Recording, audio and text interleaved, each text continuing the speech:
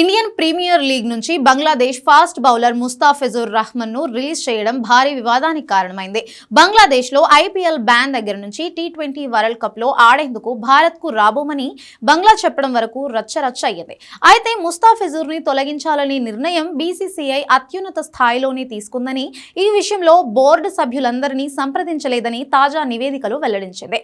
జనవరి 3న BCCI కార్యదర్శి దేవజిత్ సైకియా మీడియాతో మాట్లాడుతూ, కోల్కతా నైట్ రైడర్స్ జట్టు 9.20 కోట్లకు కొనుగోలు చేసిన ముస్తాఫిజుర్ ను విడుదల చేయాలని బోర్డు ఆదేశించినట్లు తెలిపారు.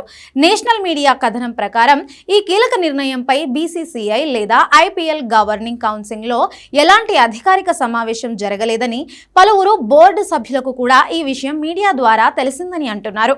ఇటీవల రోజుల్లో బంగ్లాదేశ్ లో హిందువులపై జరిగిన దాడులు, హత్యల నేపథ్యంలో భారత్ లో తీవ్ర ఆగ్రహం వ్యక్తమైంది. ఈ పరిణామాల నేపథ్యంలో కేకేఆర్ యాజమాన్యం కో ఓనర్ షారుఖ్ ఖాన్ పై కూడా సోషల్ మీడియాలో తీవ్ర విమర్శలు వచ్చాయి. ఈ ఒత్తిడిల మధ్య బీసీసీఐ జోక్యం చేసుకుని ముస్తాఫిజుర్ ను విడుదల చేయాలని ఆదేశించినట్లు తెలుస్తుంది. బీసీసీఐ నిర్ణయానికి ప్రతిస్పందనగా బంగ్లాదేశ్ క్రికెట్ బోర్డు కూడా కీలక నిర్ణయం తీసుకుంది.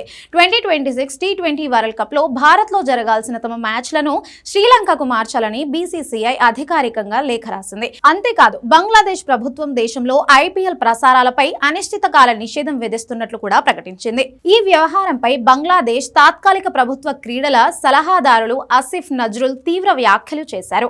బంగ్లాదేశ్ క్రికెటర్లకు అవమానం జరిగితే సహించమని, బానిసత్వం రోజులు ముగిశాయంటూ ఘాటు వ్యాఖ్యలు చేశారు. ఈ నేపథ్యంలో భారత్ 2026 సెప్టెంబర్లో బంగ్లాదేశ్లో 3 వన్డేలు, 3 టీ20లు ఉండాల్సి ఉంది. అయితే తాజా రాజకీయ క్రికెట్ పరిణామాలతో ఆ సిరీస్ భవితవ్యంపై అనిశ్చిత నెలకొంది. ఈ ఘటనపై తుది నిర్ణయం ప్రభుత్వ అనుమతి ఆధారపడి ఉంటుందని బీసీసీఐ వర్గాలు చెబుతున్నాయి.